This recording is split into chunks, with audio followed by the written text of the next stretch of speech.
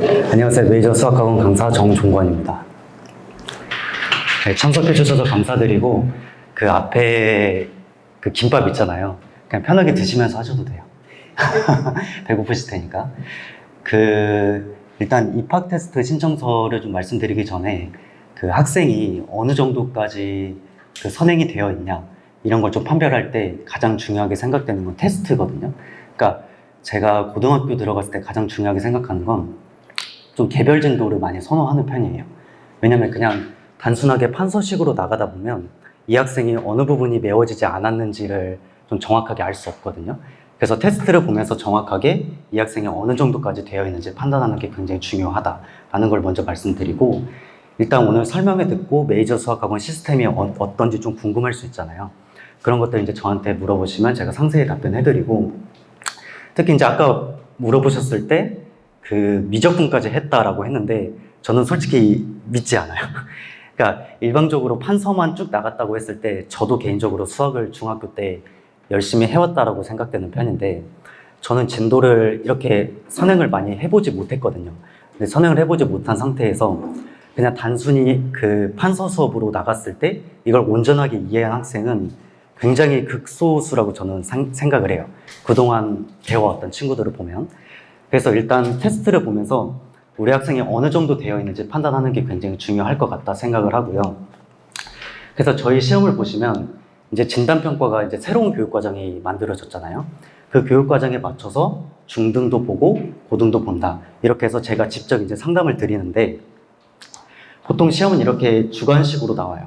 그러니까 객관식으로 나오게 되면 애들이 그냥 번호를 찍을 수밖에 없기 때문에 객관식으로 일단 하지 않고 주관식으로 나오는데, 여기서 가장 제가 많이 입학 테스트 상담을 하면서 가장 많이 확인하는 건 뭐냐면 학생이 글씨를 어떻게 쓰는가예요. 그러니까 글씨를 제대로 쓰냐, 제대로 쓰지 않냐, 이거에 따라서 이게 별거 아닌 것 같아도 제가 이제 학생마다 그 분포를 봤을 때 굉장히 차이가 많이 나요, 생각보다. 그래서 그런 것들이 일단 기본적으로 처음에 봐주셔야 되고, 그 다음 두 번째는 학생이 풀이 과정을 어떻게 썼냐, 이런 게 굉장히 중요해요.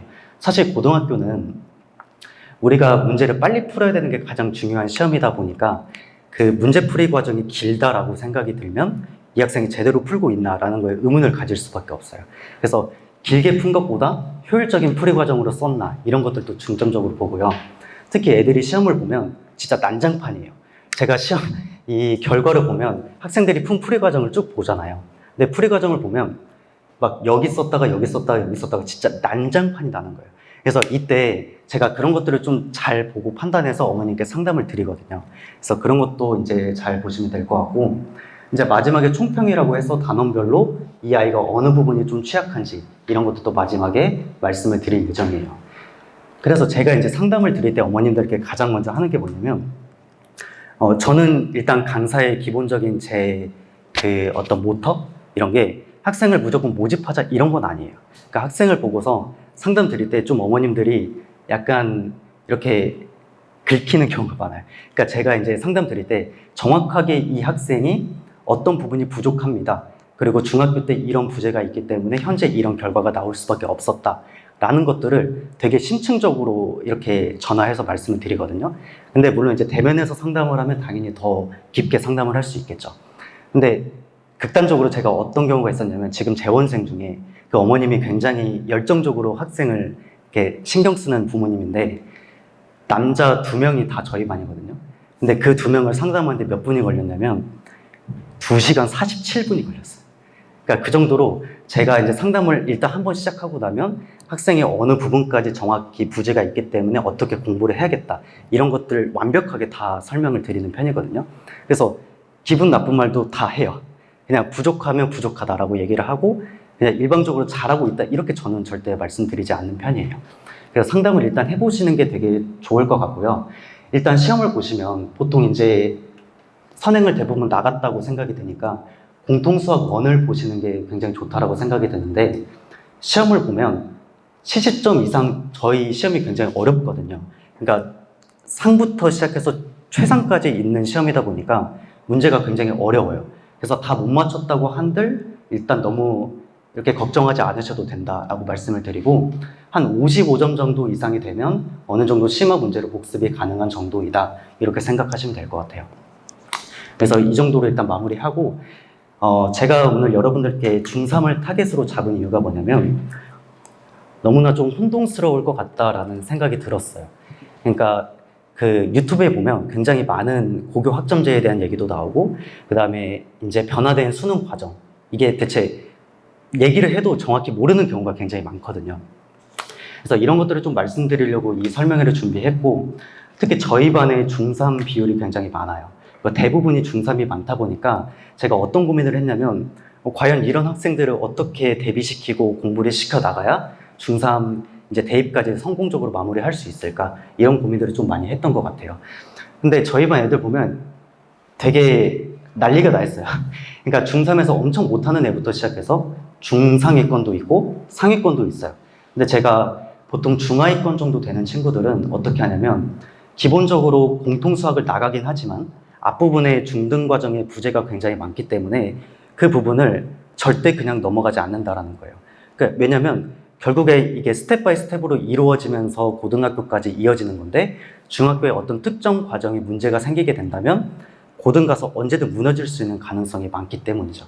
자, 그렇기 때문에 일단은 그 부분이 굉장히 중요하고 제가 지금 말씀드릴 친구는 현재 중3에서 최상위라고 생각되는 친구를 좀 말씀드리고자 해요. 자, 그 학생이 어떤 학생이냐면 저랑 같이 1년 넘게 수업을 했거든요. 근데 1년 넘게 수업을 했을 때 100점을 한 번도 놓친 적이 없었어요. 100점도 한 번 놓친 적이 없는데 이번 기말고사 시험만 90점이 나왔거든요. 근데 제가 중3-2 그 대비를 할 때는 보통 2주 정도밖에 하지 않아요. 근데 이게 왜 그러냐면 중3에 시간을 많이 투자하는 것보다 오히려 그 시간에 공통수학을 투자하는 게 훨씬 나중에 유익할 것이다 라고 생각을 했기 때문이죠. 근데 이 학생한테 제가 중3-2가 중요하다 이렇게 말씀드리는 게 아니에요. 제가 지금 말씀드릴 포인트는 전부 다 100점이었는데 과연 고등학교 때는 어떻게 변화될 것인가를 말씀드리고자 하는 거예요.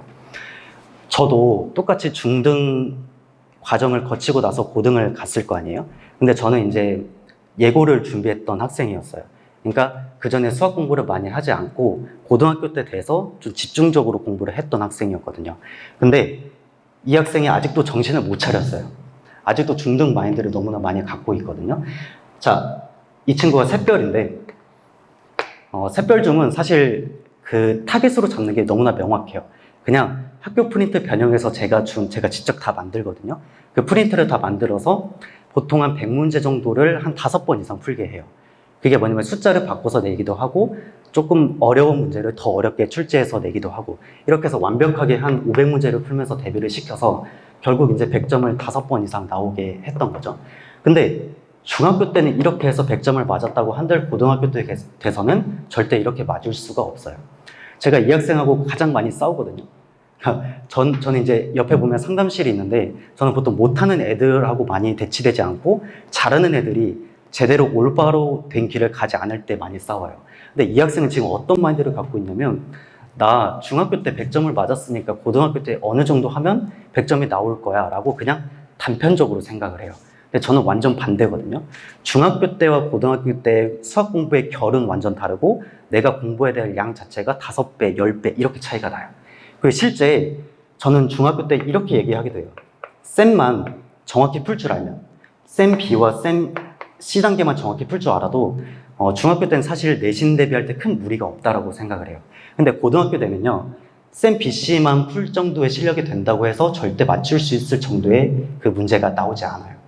그러니까 제가 이 학생한테 이렇게 해봤어요. 지금 공수 1까지 나가고 공수 2의 개념 원리를 나가고 있는 학생인데 너한테 이제 순회고 이제 고등학교 중에서 가장 수학이 쉬운 게 순회고거든요. 순회고 시험을 한번 보게 했어요. 근데 몇 점이 나왔는지 아시나요? 상상이 안 되시죠? 한 50점대가 나왔어요. 그래서 야, 지금 너가 지금 공부하는 게 중학교 때만큼처럼 공부해서 되겠냐라고 하면서 숙제를 제가 조금만 더 주려고 하면 자꾸 안 된다고 하면서 나 지금 아직까지 중학생 느낌이니까 좀 더 놀고 고등학교 때 열심히 하겠다 이렇게 얘기하거든요. 전혀 아니에요. 진짜로 전혀 아니고요. 제가 미리 경험을 해봐서 알겠지만 이 학생 보고 참 안타까운 생각이 들어요. 그래서 자꾸 제가 달달 볶거든요. 너 지금 이 정도 해선 안 돼. 더 많이 시간 투자를 해야 돼. 그리고 옛날 했던 것보다 훨씬 많은 시간을 투자해서 열심히 공부해야 돼라고 얘기를 해요. 실제 50점만 봐도 지금 이 학생이 어느 정도의 고등 선행이 되어 있는지 알 수 있잖아요. 자, 그렇기 때문에 일단은 중3은 이제 더 이상 중학생이 아니고 고등 마인드로 가야 된다. 이렇게 먼저 말씀을 드리고요. 그리고 어머님들도 좀 공부를 많이 하셔야 돼요. 지금 입시가 너무 많이 달라졌기 때문에 지금 제가 입시만을 위한 설명회가 아니기 때문에 이것만 말씀드리진 않겠지만 그것만 해도 굉장히 양이 방대하거든요. 그래서 설명회를 좀 자주 참석하셔서 이런 것들을 좀 잘 이렇게 지식을 쌓아 나가는 게 중요하다라고 말씀을 드려요. 그래서 제가 오늘은 전부 다 얘기하진 않겠지만 제가 중요하다고 싶은 것들만 좀 얘기를 해볼게요. 이건 다 아시죠? 이렇게 바뀌었다는 거. 그러니까 옛날에는 1등급 4%, 2등급 7%, 3등급 12, 4등급 17이었던 게 지금은 1등급이 10%, 2등급이 24%가 되었어요. 그러니까 간단히 말씀드리면 옛날에 1, 2등급이 모여서 1등급이 되었고 3, 4등급 중에 4등급이 한 중후반 정도 되는 정도?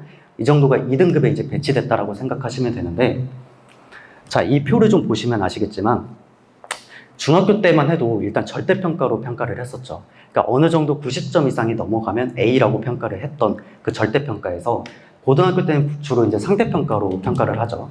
자, 상대평가는 모든 학생들을 다 예를 들어 250명이 있다라고 했을 때 각각 다 줄 세우기를 해서 몇 % 안에는 1등급이다 라고 이제 얘기를 하는 거죠.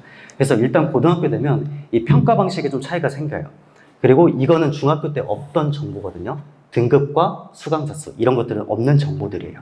그래서 이게 일단 새롭게 생겨났다고 생각하시면 되고 예를 들어 수학 과목을 보시면 221명 중에 3등을 했기 때문에 10%면 22등이죠. 그 안에 가볍게 들어왔기 때문에 1등급을 가볍게 찍을 수 있었다라고 생각하시면 되는데 제가 이제 상담을 하면서 가장 이제 어머님들께 많이 드는 질문 중에 하나가 뭐냐면 그러면 바뀐 5등급 체제 안에서 1점대가 넘어가면 즉 2점 몇 등급이 된다면 인서울이 어렵겠냐라는 질문을 정말 많이 들어요. 왜냐면 이제 중3 어머니들 학부모님들 많다 그랬잖아요. 근데 현실적으로 일단 말씀드리면 옛날에 그 학생부 종합전형을 생각했을 때 2.5등급이 넘어가면 인서울 15개 대학은 좀 어렵다고 생각하시면 돼요. 그러니까 옛날 기준으로 내신이 한 2.5등급 정도라고 생각하시면 되거든요. 근데 이게 바뀌면서 한 1.1에서 1.6 정도의 내신 등급이 필요하다 이렇게 생각하시면 돼요. 그러니까 지금부터는 우리 학생 아이의 성향이 문과라고 해서 과학 탐구 과목을 그냥 공부하지 않으면 절대 안 된다는 거예요. 그러니까 모든 전 과목을 다 통틀어서 잘 봐야 된다는 소리죠. 예를 들어 과학만 잘하는 학생들도 마찬가지예요. 과학만 잘하는 학생들도 사탐 과목에서 어느 정도 삐끗함이 생겨버리면 예를 들어 3등급이 찍혀버리면 점점 등급이 내려가게 된다는 거죠. 우리가 대학교 때 생각을 해보면 그 학점에 따라서 이제 평가가 되는데 몇 개만 잘못 봐도 등급이 확 내려가죠. 학점수가 확 내려가죠. 마찬가지로 고등학교 때도 마찬가지예요. 이게 지금 4라고 되어 있는 게 뭐냐면 옛날엔 단위수라고 불렀던 건데 그게 지금 학점수로 변경이 되었어요. 그래서 국영수 과목이 굉장히 중요해져요. 왜냐하면 국영수 과목은 단위수, 학점수가 굉장히 높기 때문에. 그래서 전략을 이렇게 짜셔야 돼요. 그 단위수가 높은 것들을 잘 봐야 전반적으로 등급이 잘 나오는 것이지 이 등급이 낮은 과목을 잘 봤다고 해서 결국에 좋은 성적을 거둘 수 없다라는 얘기죠. 그래서 마지막에 이제 졸업할 때 어떻게 판단을 하냐면 이 학점수 곱하기 등급을 전부 다 더한 다음에 마지막에 총 학점수로 나눈 게 나의 최종적인 내신 점수가 돼요. 그렇기 때문에 일단 애매하게 2, 3등급 맞으면 절대 이 상위 15개 대학으로 들어올 수 없다는 걸 정말 강조드려요. 그렇기 때문에 지금 내신은 단순하게 1등급을 단순히 1등급을 맞는다를 넘어서 1등급을 맞아야만 하는 상황이 되는 거예요. 자, 그 다음에 이제 표준 편차라고 많이 들어보셨을 거예요. 이게 삭제가 되었습니다. 현재 이 옛날에는 나와 있던 이 표준 편차가 전부 다 삭제가 되면서 우리한테 어떤 게 좀 중요하게 생각이 되냐면 표준 편차가 크게 되면 평균으로부터 이렇게 점수대가 차이가 많이 나서 우리 학교 내신이 좀 경쟁적으로 유리하지 않았구나, 유리했구나 이런 걸 판단할 수 있거든요. 그러니까 만약에 표준 편차가 큰 학교에서 등급을 잘 받았다고 한들 이거는 우리 학교 등급 따기 좀 쉬웠다라고 생각하시면 되고요. 이 표준 편차가 만약에 낮은 거라고 생각을 하면 평균 주위에 점수대가 많이 모여 있기 때문에 그렇기 때문에 등급 따기 어느 정도 좀 치열한 학교였구나 이렇게 생각을 할 수 있는 거예요. 자, 일단 그 표준 편차가 이런 의미를 갖고 있고 또 이제 옛날 같은 경우는 이 전문 교과는 절대평가로만 구성이 되어 있었단 말이죠. 근데 지금은 사회융합 선택과 과학융합 선택만 절대평가로 되어 있고 나머지는 다 절평과 선평을 전부 다 같이 기재되도록 되어 있어요. 자, 그래서 이 위에 보면 수학 기하 과목을 보시면 A의 성취도 비율이 43.1%다라고 되어 있는데 자, 다른 학교 기준으로 봤을 때 A가 만약에 9.1%다라고 생각을 해보면 어느 학교가 더 잘했을 것인가를 판단했을 때 당연히 A 비율이 낮은 학교일수록 잘한 것이다 라고 생각하시면 돼요. 자, 왜냐면 같은 같은 과목이라도 A 학교와 B 학교로 나눴을 때 얘는 전체 100명 중에 43등이 전부 다 A를 받았기 때문에 꽤 따기 쉬웠구나 라고 생각할 수 있겠지만 B 학교에서는 9.1밖에 없기 때문에 100명 중에 9등 안에 들어야 A를 받게 되는 거죠.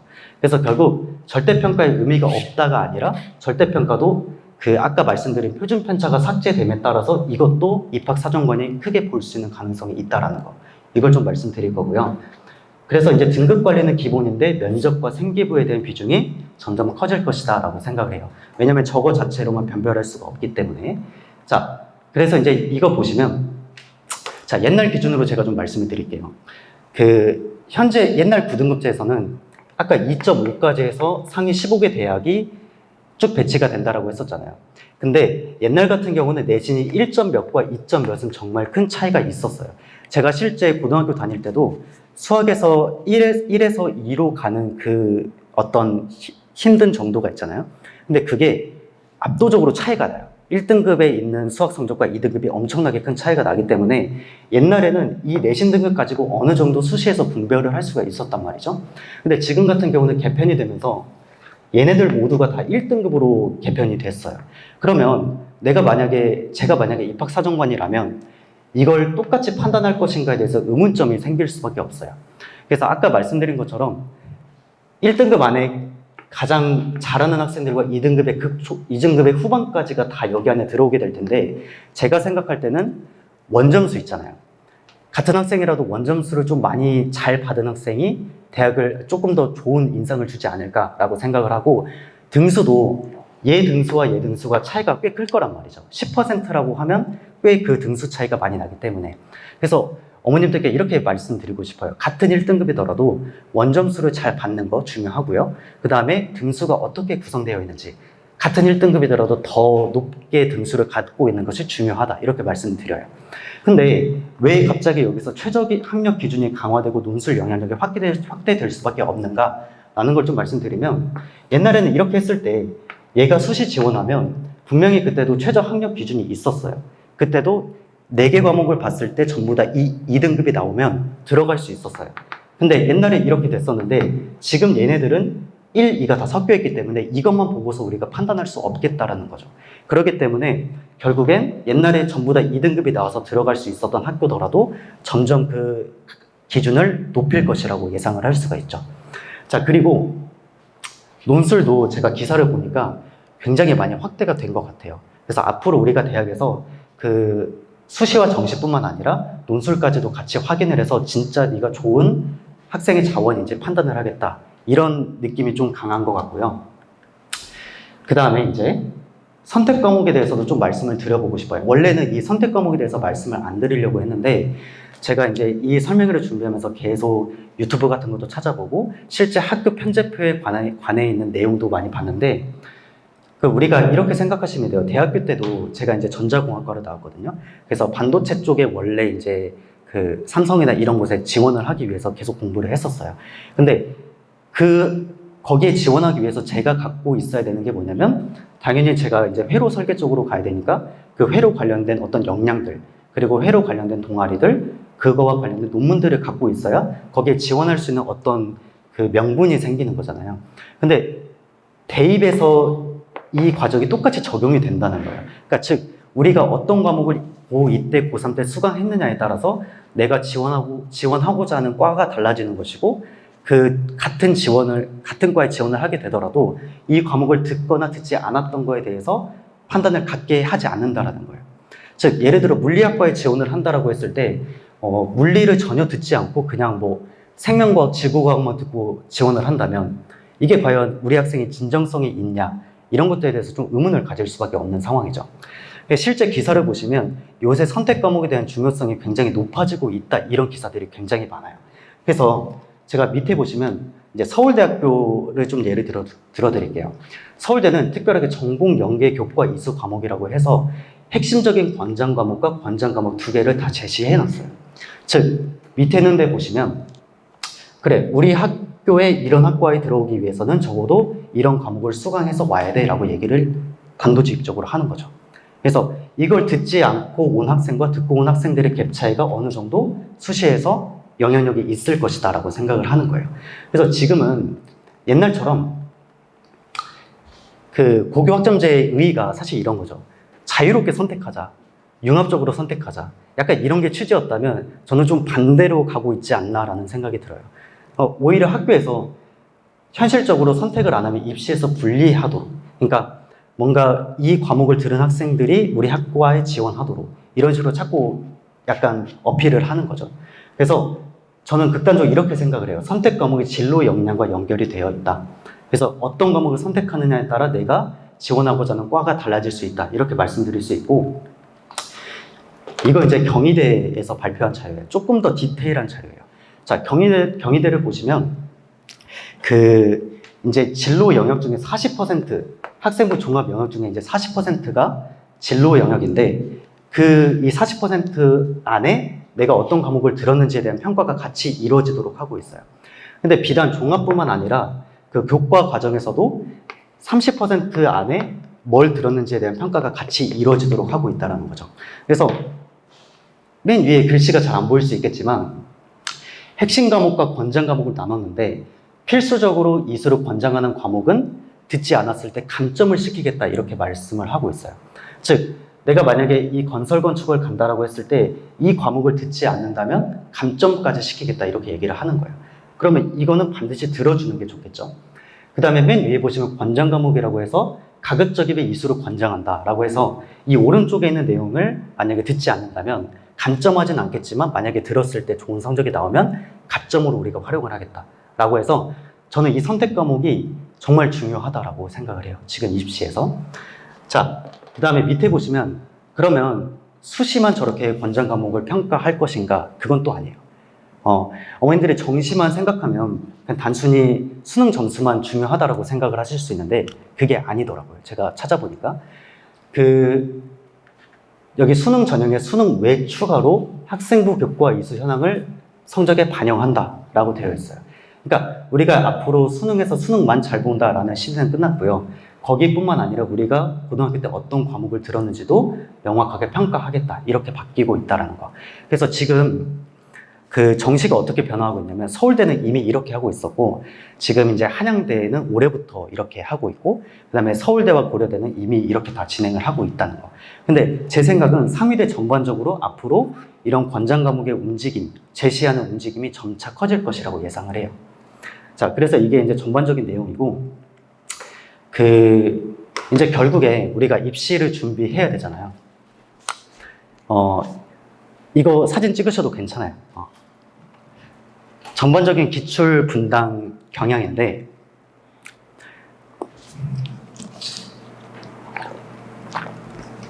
이번 연도부터 전반적으로 다 이렇게 바뀌었잖아요.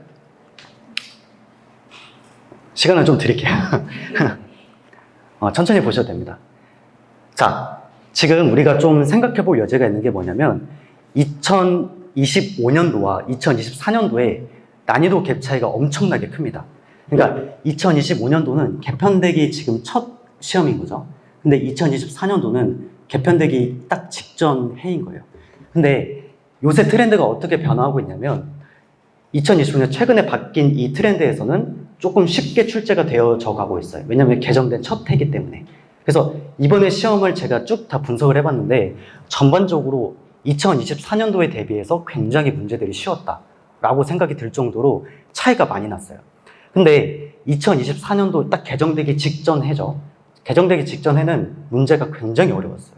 그러니까 어려운 정도가 아니라 와, 이거 진짜 사람이 풀 수 있나? 약간 이런 강사인 제 입장에서도 진짜 너무나 어렵게 출제됐구나라고 생각이 들었는데 우리가 쉽다고 생각하는 야탑고나 한솔고나 분당고 같은 경우도 문제가 굉장히 어렵게 나왔어요. 그래서 1등급 기준으로 이제 학생 수로 따졌을 때 한 8등 안에 들면 1등급에 들어오거든요. 근데 그 학생의 원점수가 75점 정도 됐던 것 같아요. 그러니까 1컷에 들어오는 애들의 점수가 75점밖에 안 된다는 거예요. 근데 어쨌든 지금은 기조가 조금 쉽게 흘러나가고 있다, 이렇게 생각하시면 되고요. 뭐 이걸 전반적으로 다 말씀드리긴 좀 그래서 몇 가지만 좀 말씀드리면, 낙생고는 올림포스 고난도로 주로 출제가 돼요. 근데 이제 어머님들이 이제 고등학교 이제 애들 진학하셔야 되니까 낙생고 진학은 절대 추천하지 않습니다. 그러니까 낙생고는 어떤 애들만 가야 되냐면 진짜 수학을 엄청 잘하는 경우, 그냥 일반적으로 그냥 수학을 잘하는 애들이 가야 되는 학교고요. 그런 애들만 시험을 잘 봐요. 그래서 시험이 어떻게 나오냐면 진짜 더럽게 출제가 돼요. 와, 이거는 진짜 솔직하게 말씀드릴게요. 저도 100점 절대 안 나와요. 절대 안 나오고 시간이 극심하게 부족하고 변형되는 정도가 한 번, 두 번 꼰 게 아니라 3번까지 꼬아버려요. 그러니까 이거는 진짜 그냥 수학 잘하는 애들만 가야 된다, 이렇게 말씀을 드리고 싶고, 중앙고 같은 경우는 이게 모의고사 플러스 개정 고난도라고 되어 있는데 이게 다 올림포스 전국연합이에요. 올림포스. 제가 오늘 강조하고자 하는 그 교재가 올림포스거든요. 자, 올림포스에서 거의 대부분 나오고 문제 변형을 굉장히 잘해요. 그러니까 중앙고의 그 선생님들을 보시면 제가 다 분석을 했을 때 모든 학교에 통틀어 대비했을 때 이 학교 고등학교 선생님이 진짜 변형을 잘하구나라고 생각이 들 정도로 너무 변형을 잘하고 어렵게 만들어요. 자, 옛날과 요새 대비 차이점을 말씀드리면 중앙고 같은 경우는 옛날에 진짜 극 최상위권 애들도 이 문제를 제한 시간에 푸는 경우가 거의 없을 정도로 문제가 어려웠단 말이죠. 근데 지금은 어느 정도 그 친구들이 비벼볼 만한, 그러니까 어느 정도 풀 수 있을 만한 정도의 난이도로 좀 낮아졌다, 이렇게 생각하시면 편할 것 같아요. 자, 그 다음에 대진고를 좀 보시면 똑같죠? 올림포스? 올림포스 계속 반복돼요. 자, 올림포스의 전국연합으로 이제 출제가 됐고, 대진고는 좀 특별하게 가끔 좀 이상한 판단을 해서 그 문제가 옛날 자이스토리 있죠? 옛날 자이스토리에 나온 아주 옛날 기출까지도 끄집어내서 문제 출제하는 경우도 있고, 그 극상위권 난이도 책이라고 하는 그 하이엔드나 하이퍼 531 이런 데서 그냥 문제를 하나 내기도 하거든요. 근데 현실적으로 대진고에 다니는 학생한테 제가 제시하는 게 뭐냐면, 그런 것들 맞추려고 하지 마라. 일단은 그런 거 맞추려고 하지 말고 여기에 나와 있는 변형 문제만 일단 정확히 풀고 그거는 너의 실력 맞게 풀어라. 이게 훨씬 더 현실적인 방향이거든요. 그래서 대진고는 이렇게 준비하시면 되고, 서영고는 좀 특별하게 저는 이렇게 생각했어요. 서영고가 이번에 좀 자원이 나쁘지 않아요. 진짜 자원이 나쁘지 않고 꽤 잘하는 학생들이 많이 들어왔거든요. 그래서 저는 개인적으로 서영고가 좀 어렵게 출제되지 않을까, 이렇게 생각을 했어요. 근데 막상 까고 보니까 그렇게 어렵지 않았던 거예요. 그러니까 제가 예상한 것만큼 어렵게 출제되지 않았다. 그러면 이제 2학기 때도 충분히 비슷한 기조로 흘러가지 않을까라고 생각을 하고요. 얘만 특별하게 유형편을 쓴다는 거, 이게 좀 차이가 있어요. 그 다음에 야탁고는 별로 말씀드릴 게 없어요. 그냥 쉬워요. 야탁고는 그냥 학교에서 말하는 그 학교 구교재 다 풀고 어느 정도의 센 연습이 되어 있다면 충분히 해결할 수 있는 정도라고 생각하시면 되고요. 순회고 진짜 오지게 쉬워요. 아까 제가 말씀드렸죠? 얘 있잖아요. 100점 맞은 학생들도 몇 점 나왔다 했죠? 50점. 턱도 없다는 얘기예요. 그래서 제가 항상 그 학생이랑 싸우는 거예요. 너 지금 이 상태로 하면 순회고도 50점밖에 안 나와. 그럼 걔가 지금 어디로 가고 싶어 하냐면 여기 둘 가고 싶어요. 그러니까 저로서 너무 답답한 상황이죠. 지금 해야 될 게 너무나 많은데. 그래서 어쨌든 순회고는 이렇게 정리하시면 돼요.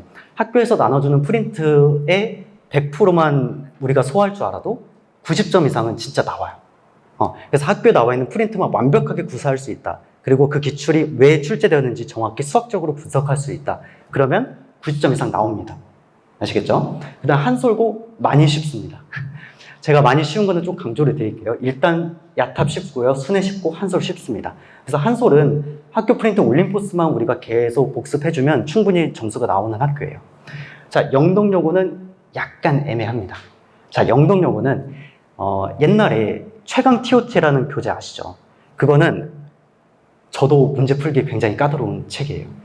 이게 왜 대체 내가 이걸 왜 풀어야 되지? 라는 정도의 문제가 나오는데 굉장히 까다롭고 케이스 분류할 것도 많고 계산도 더러워요. 근데 이런 교재를 사용했다란 말이죠. 근데 이제 올해 제가 기조가 쉬워졌다라고 말씀드렸죠. 그때 올림포스 전국연합으로 확 난이도가 낮춰졌어요. 근데 이번 2학기 중간고사 때 부교재는 올림포스 고난도로 더 약간 올려졌거든요. 왜 그런지 모르겠어요. 저는 이것도 개인적으로 수능에 그렇게 도움이 되지 않는다라고 생각되는 책이거든요. 그래서 근데 애들을 변별하기 위해서 어쩔 수 없이 올림포스 고난도를 좀 쓰는 것 같다 이렇게 생각을 해요. 실제 학교에서 영덕에서 애들 그 선생님이 수업을 할 때 쌤들마저도 틀리는 경우가 많대요. TOT 문제를 풀면서. 그러니까 어쨌든 그런 것들이 이제는 올림포스나 고난도로 바뀌었다. 그리고 중간 때보단 난이도가 어려워졌다 이렇게 생각하시면 돼요. 그냥 늘 푸른 고 그냥 쉬워요. 말씀드릴 거 없어요. 그냥 쉽고요. 돌마고 쉽고요. 임해고 쉽고 분당 쉬워요. 근데 분당은 이제 입지가 좋기 때문에 조금 들어가기 만만치 않죠. 자, 어찌됐든지 늘푸른 돌마 임해 분당 중에서 임해고가 압도적으로 쉽습니다. 자, 그래서 이런 것들을 좀 미리 알고 가시는 게 좋을 것 같고, 그래서 이게 전 분당 지역의 모든 부교재 총집합이에요. 그래서 어머님들이 이제 학생 고등학교를 보내면 이 책을 무조건 보실 건데, 간단하게 좀 말씀을 드리면 이 공수원 올림포스와 얘 유형편 있잖아요. 얘는 난이도로 따지면 쌤보다는 좀 쉽다라고 생각하시면 돼요. 그리고 이 양 자체가 굉장히 적거든요. 그렇기 때문에 부담 없이 좀 우리가 풀 수 있다라고 생각하시면 되고, 얘는 기껏 해봤자 어려운 게 막 3-4문제 나오거든요, 단원마다. 근데 그 단원의 문제들도 솔직히 어렵지 않아요. 전혀 어렵지 않고 그냥 쉽게 풀 수 있을 정도가 되어야 돼요. 유형편은 약간 쌤처럼 나오는데 이것도 양 자체가 많지 않다라는 거. 자, 제가 강조하고 싶은 건 이 책 하나예요. 전국연합기출 문제집이에요. 자, 어머님들이 잘 기억하셔야 되는 게 분당 지역에서 어느 부분에서 가장 등급별로 가리는 문제가 나왔을까라고 했을 때 여기가 가장 압도적으로 많아요. 그러니까 아까 낙중대에서 중앙고에서 문제 변형을 잘한다고 했었잖아요. 그 중앙고에서 나오는 문제들은 최신 기출이 굉장히 많습니다. 그러니까 이번에 봤던 9모, 그 다음에 이번 연도에 3모, 6모 이런 것들을 최신화시켜서 그런 문제들을 변형해서 출제를 하기 때문에 결국에 이 기출문제집을 얼마나 활용하고 잘 풀어낼 수 있느냐, 이게 가장 핵심이라고 할 수 있어요. 그래서 저는 이 4과목을 다 풀라고 얘기하지 않아요. 이거에 집중하셔라 라고 얘기해요. 왜냐면 여기서 비율이 가장 많이 나오니까. 아까 제가 위에서 말씀드린 것 중에 낙생고부터 분당고까지 했을 때 여기 밑에 나와 있는 기출문제집에 안 나온 문제가 없습니다. 전부 다 기출에 출제가 되었다라고 보시면 돼요. 그래서 결국 연계율은 여기에서 제일 많다 이렇게 생각하시면 돼요. 그리고 이거는 학교에서 내신 교재로 썼을 때 푸시면 돼요, 그냥. 근데 이거를 굳이 내가 미리미리 풀어야겠다 이런 거는 절대 아니고요. 아시겠죠? 자, 그래서 제가 이제 실력별로 좀 추천 교재를 이렇게 말씀드릴 텐데, 저희 반에 이제 잘 못한 애들이 많기 때문에 기초부터 일단 학습을 시킵니다. 기초가 안 되면 일단 기본을 들어갈 수 없겠죠, 당연히. 근데 제가 가장 스탠다드로 잡는 게 센 수학이에요. 적어도 센 수학만큼은 우리가 시험 보기 전에 완벽하게 이해하고 풀 수 있을 정도가 되어야 되는데, 이게 안 된 학생들은 무조건 이전 단원으로 가서 라이트센을 푼다든지, 근데 이것도 어렵다면 반드시 수력 충전 혹은 하이매스 이런 것들로 문제를 풀어 나가서 얘를 완성시키고 응용으로 들어가는 게 중요하다 이렇게 말씀드려요. 그리고 제가 최근에 좀 대학교를 잘 보낸, 한 몇 년 전에 잘 보낸 친구가 있는데, 그 학생은 일단 기본적으로 오답에 대한 것도 잘 본인이 스스로 컨트롤을 하고, 그런 친구들은 고쟁이, 블랙라벨 이런 거 다 풀었어요. 다 풀었더니 실제 성적이 잘 나왔는데 모든 학생들이 이렇게 될 것이다라고 예상하지 않아요. 왜냐하면 시간도 엄청 많이 소비되고 정말 노력해야 될 것들이 많기 때문에. 그래서 저는 이렇게 말씀드려요. 기본과 응용과 준심화 정도의 하나만 뽑아서 정확하게 공부해라 이렇게 말씀드리거든요. 그 중에 저는 기본적으로 많이 사용하는 게 개념 원리, 응용에서는 센스와 준심화에서는 자이나 마더텅 이렇게 이제 생각을 하시면 되는데, 자이나 마더텅 중에 가장 큰 차이점이 뭐냐면, 여러분 이거는 선택이 아니라 그냥 필수예요. 우리가 내신 대비도 해야 되고 수능까지 결국에 가야 되기 때문에 얘는 필수인데, 마더텅은 솔직히 좀 옛날 문제들도 많이 분포가 되어 있어요. 그래서 마더텅 교재 보시면 굉장히 두껍다라는 걸 이제 서점에 가시면 아실 텐데, 저는 개인적으로 마더텅도 굉장히 좋아하지만 자이스토리에 나오는 정도만 풀어줘도 괜찮다라는 걸 말씀드리고요. 제가 이제 선행교재 순서로 잡는 가장 스탠다드한 기준이 이거예요. 개념 원리를 먼저 보고요. 이제 개념 원리 제가 이제 유튜브 강의에 다 촬영을 해서 올려놨는데, 최근에 이제 그 태블릿이 좀 고장이 나가지고 못 올리고 있거든요. 제 별명이 찰스예요, 찰스. 찰스인데 제가 이거에 관련된 그 영상을 유튜브에 다 강의 촬영을 해놨어요. 그러니까 어쨌든 선행교제 할 때 이 개념 원리를 무시하고 그냥 센 유형집만 푼다고 생각하면 절대 안 되거든요. 그러니까 이 고등학교 때 갈수록 왜 이 개념이 나왔는지 정확히 파악하지 못하면 절대로 풀 수가 없어요. 진짜 이건 제가 단호하게 말씀드릴 수 있어요. 개념 원리에 대한 내용이 완벽하게 이루어진 다음에 그 다음에 이제 센 문제집을 푸시는 게 좋고, 센도 여러분이 생각하는 중등센과 고등센의 차이가 엄청나게 크다라는 걸 좀 아셔야 돼요. 중등 과정에 있어서 센은 이하가 100점 맞았던 애들도 그냥 풀 수 있어요. B단계도 풀고 C단계도 금방 풀 수 있는데, 고등센은 애초에 난이도 자체가 다르거든요. 그러니까 이렇게 잘했던 학생들도 B단계로 가서 바로 이렇게 막히는 경우가 굉장히 많아요. 지금 아까 얘도 말씀드렸죠? 얘 틀린 비율 보면 진짜 장난 아니에요. 거의 반절 이상 틀려요. 그렇기 때문에 기준은 여기까지 확실하게 공부를 해나가는 게 좋다. 적어도 여기까지는. 근데 이제 우리가 내신 대비하고 수능 대비까지 해야 되기 때문에 결국 자이스토리 이 한 권을 거의 완전히 그냥 씹어 먹는다는 느낌으로 가셔야 돼요. 그럼 그러기 위해서 정말 노력이 엄청나게 많이 필요하겠죠. 자, 그래서 일단 고등에는 공부에 대한 양 자체가 엄청나게 많아진다라고 생각하시면 되고, 고쟁이는요, 제가 그동안 집단을 2개로 나눴어요. 센까지 풀었던 집단이 있고, 센 플러스 고쟁이까지 완벽하게 했던 친구들의 집단을 비교해보면 내신 등급의 차이가 생각보다 커요. 왜냐면 고쟁이가 문제수가 굉장히 많고 이 한 권을 완벽히 하는데 굉장히 어렵거든요, 이 책이. 고쟁이가 스텝 1은 그냥 일반적인 센에 나와 있는 것과 똑같아요. 근데 센 스텝 2와 스텝 3 같은 경우는 진짜 어려워요. 스텝 2로만 가도 벌써 애들이 막 땀 질질 흘리고 이거 어떻게 풀어야 돼? 벌써 막 맨날 질문하고 이렇게 되거든요. 근데 여기까지 어느 정도의 그 수학적인 선행이 된 친구들이라면 내신에서 정말 큰 어려움 없이 풀 수 있다라고 저는 말씀드릴 수 있을 것 같아요. 제가 직접 만났던 친구들을 보면.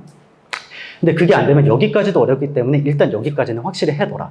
근데 수능 내신 준비하려면 여기까지는 와야 된다. 이렇게 말씀드리고요. 또 이제 고등수학을 바라볼 때 여러 가지 이제 관점이 있죠. 분명히 학원 열심히 다니고 문제도 엄청나게 풀고 중학교 때 A였고 선행도 많이 했는데 왜 고등 가서 이렇게 나쁜 점수를 받게 될 것인가, 이런 걸 좀 생각해 볼 때 엄청나게 많은 요인이 있어요. 제가 이것만 설명회를 따로 준비할 수 있을 정도로 이것만 좀 디테일하게 다 설명드릴 수 있겠지만 그 중에서 몇 가지만 좀 얘기 드리고 오늘 끝내려고 하거든요. 일단 노트예요. 아까 제가 입학을 할 때 가장 먼저 본다고 했던 게 애들이 어떻게 노트를 쓰고 어떤 풀이 과정을 쓰냐, 이게 가장 중요하다고 했었잖아요. 애초에 이런 작업들이 되어 있지 않은 학생들은 잘 못하는 경우가 되게 많았어요. 그리고 쌤은 1회 도구로 절대 끝낼 수 있는 책이 아니에요. 그 1회 도구를 해서 내가 완전히 내 것으로 만들었다? 그거는 진짜 천재예요. 그러지 않기 때문에 노트에 풀지 않고 그냥 책에다 푼다라는 건 이걸 한 번밖에 반복하지 않겠다라는 말과 똑같거든요. 그러니까 무조건 노트에 푸셔야 돼요. 그 제가 이제 코칭을 할 때 어떻게 하냐면 옆에 나와 있는 얘 풀이 과정을 심도 있게 봐요. 그러니까 저희 학원은 2시간 수업에 2시간 테스트를 보거든요. 근데 2시간 테스트를 볼 때 그 문제 있잖아요, 문제. 그 문제를 제가 직접 다 집에 가져가요. 왜 가져가냐면 이 학생이 맞았다고 해서 다 맞았다고 생각하지 않거든요. 이 풀이 과정에 조금 더 오류가 있고 이상하게 풀었다라는 낌새가 보이면 바로 그걸 틀렸다고 하고 오답을 작성하게 하거든요. 이런 과정들이 조금씩 변화돼야 결국에 고등에서 좋은 성적을 받을 수 있다라고 말씀드리고, 이건 제 얘기를 좀 해보고자 해요. 제가 이제 예고 입시를 준비하면서 좀 수학을 늦게 시작하고 수학에 엄청나게 열심히 공부를 하지 않았던 학생이라고 했었잖아요. 그래서 중학교 때는 제가 어느 정도 수학을 좀 잘한다라고 생각했어요. 왜냐면 점수대가 그렇게 낮지 않았었기 때문에. 그래서 그냥 거만했던 거예요, 이 친구처럼. 나 고등학교 때도 적당히 하면 할 수 있겠지라고 생각을 했는데 첫 시험에서 어떻게 나왔냐면 50점대가 나온 거예요. 그러니까 저로서는 너무나 큰 충격에 빠진 거죠. 근데 왜 그럴까? 왜 나만 50점대가 나왔을까라고 생각을 했을 때 가장 첫 번째 했던 게 교과서를 전부 다 분석하기 시작했어요. 그러니까 이거는 개념이 중요하다는 걸 그냥 피상적으로 어머님들이 아시겠지만 고등의 개념은 진짜 아는 것과 알지 않은 거는 굉장히 큰 차이가 있기 때문에 개념을 완전하게 이해하셔야 돼요. 그러니까 예를 들면 1참수의 기울기의 정의를 완벽히 알아야 되죠. x 증가량분의 y 증가량. 그리고 y절편이 뭘 의미하는지 이걸 정확히 알아야 되고, 그 다음에 나머지 정리라고 해서 이제 공통수학 1에 나오는 첫 부분에 나오는 1차식으로 나눴을 때 성질을 이용해서 구하는 방법, 이렇게 해서 애들은 그냥 이거를 외워버려요. 자, 외우면 절대 이 문제풀이 과정에서 좋은 성적을 거두지 못하거든요. 이게 왜 나왔는지 정확하게 설명을 할 수 있어야 되는데 제가 예시를 좀 보여드릴게요. 애들은 개념 원리 끝부분에 나와 있는 이것만 외우는데 제가 밑에 작성한 거는 이 과정이 분명히 이루어져야 된다는 거예요. 즉, 문제풀이 과정에서 이 과정 자체가 쓰이기 때문에 이 과정을 알지 못한다면 얘를 이해하고 있다고 보시면 안 되는 거죠. 그래서 논리적으로 여기다가 알파 집어넣어서 그러기 때문에 R이 F 알파다. 이런 식으로 명료하게 이 개념이 왜 나왔는지를 날로서 설명할 수 있어야 되는 거예요. 자, 그 다음에 이건 제가 진짜 강조드릴게요. 고등에서 내신을 봤을 때 혹은 수능을 봤을 때 가장 많이 애들이 틀리는 요인 중에 하나가 조건을 잘못 읽어서예요. 자, 고등학교로 갈수록 조건을 우리가 판단해야 되는 문제들이 굉장히 많이 출제되는데 얘는 유리함수라고 했을 때 이 조건을 단순하게 외워버리면 절대 문제풀이에 적용할 수가 없어요. 이게 왜 이렇게 되고 얘가 왜 이런 조건이 이루어져야 돼야 하는지 이런 것들을 명확하게 설명할 수 있어야 되고 그래서 유형별로 문제를 나가는 건 중요하지 않다. 무조건 개념 정석이나 개념 원리나 수학의 바이블로 먼저 개념서를 완벽히 파악한 다음에 이게 왜 나왔는지 내가 줄줄 설명할 수 있을 때까지 개념 공부를 해야 된다. 그 다음에 셈 마플 시너지 유형 문제집으로 넘어가야 된다. 이렇게 말씀을 드리고요. 이것도 하나의 예인데 애들이 처음에 공수 1을 시작하게 되면 곱셈 공식이나 인수분해는 그냥 구구단 외우는 것처럼 외워요. 근데 왜 대체 그 단어만 그렇게 하는 거죠? 라고 생각을 해보는 거예요. 이거는 분명히 곱셈 공식 인수분해는 달달 외우는데 왜 다른 부분에 대해서는 이 결론이 왜 나왔는지 왜 생각을 안 하냐 이거예요. 그래서 개념을 완벽하게 공부한다라는 것의 기준은 왜 이 개념이 나왔을지 문제풀이할 때 이걸 하라는 게 아니에요. 왜 이게 나왔는지 먼저 내가 빈 백지에 쓸 수 있을 정도가 되어야 된다라고 말씀을 드리는 거고요. 그 다음에 이제 이것 좀 말씀드리면 제가 이제 50점에서 상위권으로 올라갔을 때 가장 큰 차이점이 있었냐라고 했을 때 딱 이거 하나예요. 어렵거나 틀린 문제는 반복. 근데 이거 여러분들 다 아시죠? 당연히 어려운 문제나 틀린 문제를 반복해야 된다는 거 아실 텐데 이걸 학생들이 실제 공부하는 모습을 보면 그런 애들이 굉장히 적어요. 진짜 적어요. 그래서 짧게 여러 번 반복하지 말고 시간 간격을 두고 복습하는 것이 굉장히 중요한데 자, 예를 들면 오늘 이제 10월 16일이죠. 그러면 3일 후에 10월 19일이 돼요. 그래서 오늘 틀렸던 문제를 그날 완벽하게 복습을 하되 3일 뒤에 푸시는 게 좋아요. 왜냐면 짧게 여러 번 반복하게 되면 그냥 그 풀이 과정을 외울 수밖에 없거든요. 그렇게 하지 말고 오늘 내가 10문제를 틀렸다고 하면 10월 19일에 풀었을 때 다 맞출 것이라는 보장이 전혀 없습니다. 그래서 이때 보면 평균적으로 한 5개 중 10개 중에 5개 정도 맞추거든요. 그럼 나머지 5개는 또 3일 뒤에 반복을 하고 맞았던 문제들은 7일 뒤에 반복을 해서 이런 식으로 좀 누적 복습을 해주는 게 중요하거든요. 그래서 이런 식으로 우리가 틀린 문제를 복습해 주셔야 되고요. 자, 그 다음에 이거는 제가 애들 대학교로 보낼 때 이것만 엄청 열심히 시켰던 것 같아요. 실수 노트. 그러니까 우리가 기본적으로 오답이라고 하면 틀린 문제를 세모 맞추는 것만 생각을 하잖아요. 전혀 그렇지 않습니다. 실수 노트라고 해서 우리 아이가 왜 실수했는지 정확하게 분석을 해주는 시간이 꼭 필요해요. 근데 이거는 구체적이지 않아요. 제가 볼 때는. 저는 실수 노트 이렇게 인터넷에 돌아다니는 이 정도의 실수 노트를 작성하라 얘기하지 않고 제가 말씀드리는 정도는 이 정도가 돼야 돼요. 이렇게. 이건 제가 실제로 대입을 준비할 때 그리고 내신을 준비할 때 썼던 책인데 어떻게 했냐면 아까처럼 애매하게 쓰지 않는다라는 거예요. 그래서 쌤 문제집을 풀면 쌤을 내가 완벽하게 공부했다라는 것의 기준은 이렇게 실수 노트를 만들어서 1번 뭐 때문에 틀렸다 구체적으로 작성하는 거예요. 뭐 예를 들어 계산 실수면 계산 실수라고도 정확히 적어두고 두 번째 이런 문제들을 많이 틀린다 그러면 이거에 관해서 판별식이 0보다 큰지 한 번만 확인하자. 이렇게 내가 인식을 해서 푸는 것과 그렇지 않고 그냥 막연하게 오답을 세모로 만드는 건 엄청나게 큰 차이가 있다고 생각을 하시면 돼요.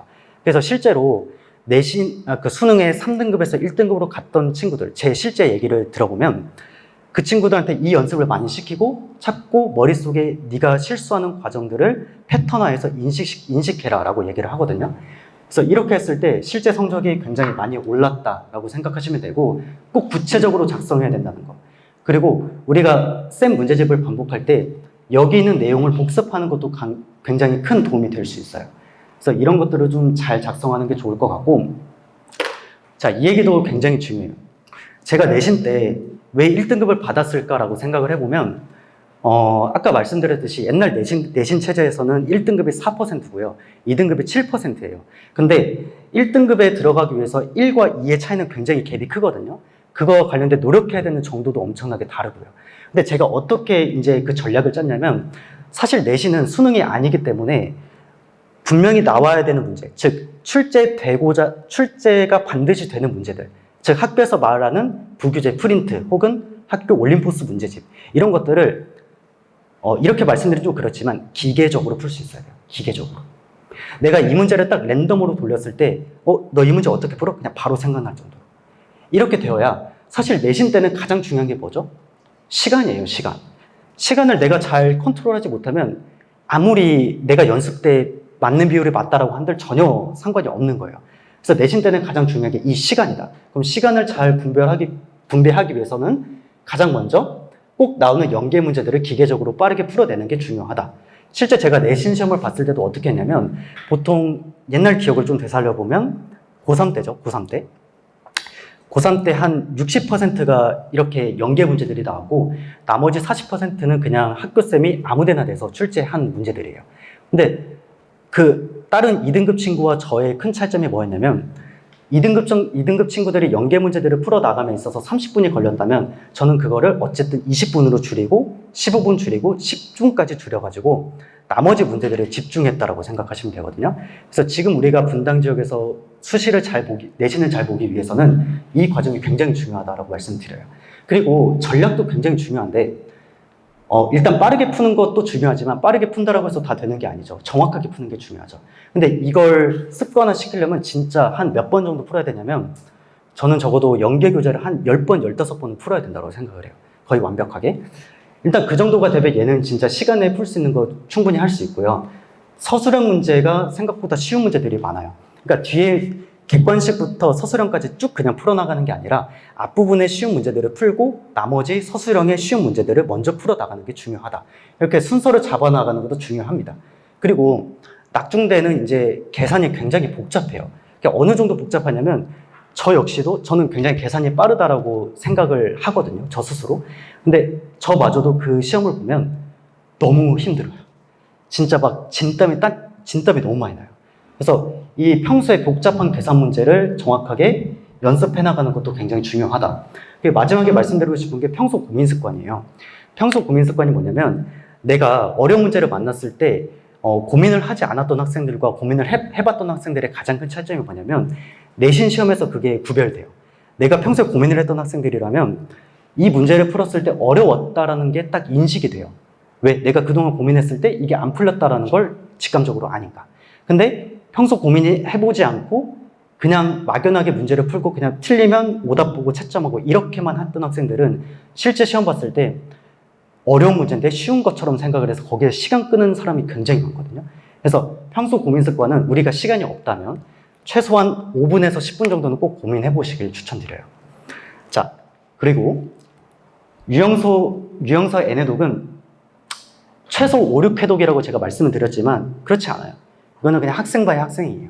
학생이 센을 보고 랜덤으로 문제 출제했을 때 맞출 수 있는 정도가 되어야 된다고 생각을 해요.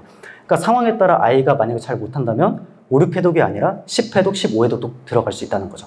저는 실제로 학교 다닐 때 이 책 하나랑 교과서 2개 가지고만 내신 공부를 했었어요. 그래서 이 센을 진짜 그냥 달달 볶아가면서 이 한 것만 내가 완벽하게 풀어내겠다 싶은 마인드로 공부를 했었거든요. 그래서 이 5, 6회독이 최소한 5, 6회독을 해야 된다는 거고, 목표는 이 문제를 풀 때 시간 제한 없이 푸시면 안 돼요. 그냥 숙제가 여기서부터 여기까지니까 그냥 풀어야겠다 이렇게 하시면 안 되고요. 이것도 실제 시험처럼 생각을 해서 제한 시간 내에 문제 푸는 연습을 많이 해주셔야 된다라고 말씀드리고 싶어요. 자, 그 다음에 이제 센을 보시면 보통 애들이 인수분해에서 가장 처음 막힌단 말이에요. 근데 거기서 오답이 많으면 아까 제가 그 난이도별로 교재를 말씀드렸죠. 무조건 쉬운 교재부터 정복하셔야 돼요. 그러니까 낑낑대면서 센 문제집에 오답이 많다고 해서 그거를 먼저 하는 게 아니라 오히려 개념 원리 한 번 다시 돌아가고 그 다음에 그전 좀 쉬운 유형서로 돌아가서 그거를 완벽히 한 다음에 돌아가시길 무조건 추천드리거든요. 그래서 어찌됐든 목표는 센이다라고 생각하시면 되고, 자, 오답은 이건 제가 생각하는 가장 큰 강점이에요. 자, 오답은 앞으로 이렇게 생각하셔야 돼요. 시간이 오래 걸렸다라고 하면 오답으로 인식하셔야 되거든요. 왜냐면 내신이나 수능이나 이거는 다 시간이 가장 중요한 핵심 포인트이기 때문이에요. 시간을 우리가 잘 케어하지 못하면 이거를 맞다라고 하더라도 맞았다라고 인식을 하면 안 되는 거예요. 그렇기 때문에 앞으로 문제를 풀었을 때 오래 걸린다? 그럼 이건 틀렸다고 인식을 해야 돼 라고 말씀을 드려야 되고요. 풀이는 틀렸지만 맞았다고 생각한 문항이 뭐냐면 학생이 노트에다 이제 문제를 풀었을 때 맞은 것들이 있을 거란 말이죠. 그 맞은 것들을 다시 한번 설명해봐라고 했을 때 생각보다 정확하게 설명하는 비율이 적을 수 있어요. 그래서 아이들한테 항상 강조하는 게 뭐냐면 네가 맞았던 것들도 정확하게 해설지를 보면서 혹은 나랑 코칭을 하면서 어떤 부분이 문제인지 분석을 좀 해봐야 돼 라고 얘기를 합니다. 그래서 앞으로는 풀이 틀렸더라고 해도 정확하게 해설지를 비교해가면서 내가 어떤 부분에 좀 돌아갔는지 이런 것들을 판별해야 나가는 게 중요하다는 거고, 긴풀이 이거 진짜 저 싫어합니다. 왜냐면 물론 긴풀이로 맞았다라고 해서 나쁜 건 아닙니다. 근데 결국 내신을 보려면 가장 최선의 해결책으로 문제를 풀어 나가야 되거든요. 근데 물론 이제 한 문제를 풀 때 하나, 둘, 셋 여러 가지의 그런 해결책이 있을 수 있어요. 근데 결국에 우리가 내신을 보기 위해 가져가야 될 풀이는 짧고 굵은 풀이에요. 근데 준비할 때 너무 긴 풀이로 푼 문항도 다 맞았다고 해버리면 안 된다라는 거죠. 그래서 이런 것들은 무조건 저랑 첨삭하는 게 필요하고요. 뭐 개념 몰라서 틀린 건 당연히 다시 개념 원리 복습하면서 백지 테스트를 봐야 되는 거죠. 제가 지금 목이 엄청 타는데 제가 아침에 이 설명회를 준비하면서 되게 바빴단 말이죠. 그러니까 며칠간 잠을 못 잤단 말이죠. 근데 아침에 너무 급하니까 제가 양치를 급하게 하고 나왔어요. 근데 지금 입속에서 좀 알 수 없는 그 약간 상황이 있어요. 제가 그 칫솔이 저희 집에 두 개가 있어요. 하나는 딱 느낌이 오시죠? 하나는 진짜 양치용으로 쓰는 칫솔이 있고, 하나는 좀 말씀드리기 그렇지만 세면대 이렇게 그 청소하는 거 있잖아요. 그 화장실 밑에 청소하는 거. 오늘 좀 이상하게 상쾌하다라고 생각이 들어서 오늘 왜 이렇게 상쾌하지라고 해서 나왔는데 아무리 생각해봐도 이거 좀 입속이 지금 심상치 않아요. 근데 아무리 생각해보니까 그 초록색 칫솔이 아니라 파란색 칫솔이었던 거예요. 그래서 지금 목이 굉장히 타고 목이 아파요. 어쨌든 좀 이해를 좀 해주시고, 제가 지금 무슨 말인지도 모르겠어요. 무슨 말인지도 모르겠고, 어쨌든 입속에서 지금 막 오돌토돌한 뭔가 돌기가 느껴지기 시작했어요. 자, 기출문제여서 그냥 하시면 돼요. 아까 제가 말씀드렸던 그 편집표 있잖아요. 낙생고부터 시작해서 마지막 그 임해고까지 해서 그런 거 다 참고해서 보시면 되고요. 선행 이것만 좀 말씀드리고 끝낼게요. 선행은요 많이 하지 마세요. 물론 진짜 공부를 잘하는 학생이고 어느 정도 오답이 된 학생들이랑 무조건 선행하는 게 맞아요. 무조건이에요. 무조건 선행하는 게 맞는데 일반적으로 학원 다니는 친구들은 본인이 케어할 수 없어서 오는 경우가 많거든요. 근데 애매하게 이상한 학원이라고 하면 안 되겠죠. 저희 학원만 좋은 학원이라고 얘기할 수는 없으니까. 그렇지만 이제 보통 이제 두 가지로 나뉘어요. 고등학생은 첫 번째로 진도를 나가는 학원이 있잖아요. 근데 저희처럼 그 개별 진도로 나가는 학원이 있어요.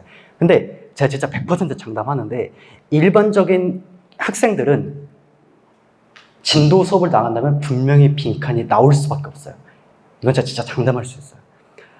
아까 미적분까지 나갔다고 했을 때 제가 시험을 만약에 주잖아요. 그러면 아마 점수가 잘 나오지 않을 거라고 예상을 해요. 왜냐면 고등학교는 적당하게 공부해서 이걸 1회독만 해서 단순히 진도만 나갔다고 해서 절대로 커버할 수 있을 정도의 난이도나 개념이 아니거든요. 저는 그 내신 대비 준비할 때 한 문제를 가지고 진짜 과장돼서 표현하는 것도 전혀 아니고요. 15번, 20번 이상 풀었어요. 그렇게 해야 어느 정도 보이는 게 고등수학 센이에요. 근데 그러지 않고 그냥 일반적인 RPM으로 쭉쭉 진도를 나갔다? 믿지 않아요. 실제 그런 학생들이 저희 반에 들어와서 처음에 제가 질문하는 게 너 대수에 나와 있는 개념 원리 연습 문제를 한번 풀어봐 라고 하게 되면 대부분 잘 못 푸는 경우가 많았어요. 그렇기 때문에 앞으로 진도만 나가겠다 이런 거에 집중하지 마시고요. 뭔가 하나의 개념을 나가더라도, 뭔가 하나의 진도를 나가더라도 아까 제가 책 4권 말씀드렸죠. 이 4권을 거의 완벽히 씹어 먹는다는 느낌으로 가셔야 된다는 거예요. 그러니까 이런 것들을 좀 잘 생각하시면 될 것 같고, 건들지 마세요. 그냥 건드리지 않는 것이 좋아요. 자, 지금 이제 예비 고1들 이제 어머님이시다 보니까 이제 1월달, 2월달이 겨울방학이에요. 겨울방학. 근데 겨울방학에 뭐에 집중하셔야 되냐? 다른 거 다 필요 없어요. 내신이에요. 딴짓거리 하시면 안 돼요. 그 학원에서 자꾸 이런 문제가 올 거예요. 대수 특강 열린다. 미적분 특강 열린다. 현혹되시면 안 돼요. 우리는 지금 그거를 대비할 시간이 없어요. 자, 분당제가 아까 말씀드렸죠? 아까 100점 다 맞았던 애들도 현실은 50점밖에 안 나오는 시험이라고요. 그렇기 때문에 무조건 1, 2월 달에는 다른 거 다 필요 없어요. 무조건 내신이에요. 내신 대비만 해도 모자라요. 그렇기 때문에 지금 이제 1월 달까지 시간이 남잖아요. 그때까지는 저는 적어도 공수1과 공수2에 집중하셔라 이렇게 얘기를 해요. 왜? 공수2와 공수1에 집중을 해야 나중에 이게 충분히 학습이 되어야 대수나 미적분도 잘할 수 있게 되는 거거든요. 이게 정확히 뿌리가 잘 잡혀있지 않으면 대수 미적분에 가서 무조건 무너질 수밖에 없다는 걸 제가 좀 강조드리고 싶어요. 아시겠죠? 그래서 지금 이 시기는 무조건 겨울방학은 뭐다? 내신이다. 내신을 준비하지 않으면 망합니다. 그냥 이거 건드려서 같이 병행하겠다? 그러시면 안 돼요. 그냥 무조건 공수1, 공수2 내신에만 집중하셔라 라고 말씀드리고 싶어요. 자, 그래서 이제 이렇게 되고, 뭐 이거는 이제 마지막 로드맵 제가 4개를 짜왔는데, 그냥 참고적으로 제가 그냥 간단히 말씀드리고 끝낼게요. 최상위가 되면, 최상위니까, 최상위는 진짜 그냥 잘하는 애들. 그런 애들은 미적분 활동 개념서까지는 보통 끝내라고 하는데, 안 그래도 돼요. 안 그래도 되고, 적어도 대수 개념 유형서까지는 끝내줘도 괜찮습니다. 그래서 우리가 무조건 진도를 많이 나가겠다 이런 것보다는, 자, 상위권 같은 경우도 옛날에는 미적분 개념서까지 나가라라고 했지만, 지금은 대수 개념서 정도만 완벽히 파악해도 괜찮다라고 말씀을 드려요. 그 다음에 중위권이죠. 중위권은 아예 건들지 않아요. 그리고 사실 대수 건드리지 않으셔도 돼요. 오로지 어디에만 집중해라? 공수1과 공수2에만 집중하셔도 돼요. 그리고 이제 1, 2월 달에 제가 아까 공수1과 공수2에 집중하라고 말씀드렸잖아요. 그때 반드시 병행해야 되는 게 뭐냐면 기출문제예요. 기출문제. 기출문제를 분석하지 않고 그냥 시험을 보게 된다? 이거는 그냥 말이 안 되는 거죠. 그래서 이 기출문제 저희 학원에 엄청나게 많아요. 분당 기출도 있고요. 강남 기출도 있고 옛날 2018년도부터 시작해서 지금까지 연도가 다 배치되어 있거든요. 그래서 그런 것들 정보를 저는 이렇게 생각해요. 물론 이제 인터넷 강의에 유명한 강사들 많죠. 근데 적어도 내신 싸움에서는 이 기출문제집을 갖고 있냐 안 갖느냐에 따라 정확히 달라질 수밖에 없다고 생각을 해요.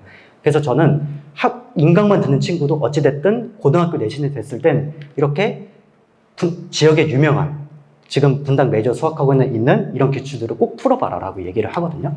그래서 이게 굉장히 중요하다라는 거고, 하위권은 그냥 간단하게 교과서 위주, 그리고 학교 프린트 나와 있는 것들, 좀 쉬운 것들만 계속 반복해서 푸는 정도, 요렇게 이제 생각을 하시면 되고요. 이게 전부 다입니다. 근데 이제 어머님들이 이거 말고도 다른 것들도 궁금해 하실 게 많을 것 같아서 제가 이거 끝나고도 질문 받을 수 있는 시간이 많기 때문에 그냥 편하게 뭐 1시간 뭐 30분 넘게 질문하셔도 됩니다. 그래서 이상 분당 메이저 수학학원의 정종권 강사였습니다. 감사합니다.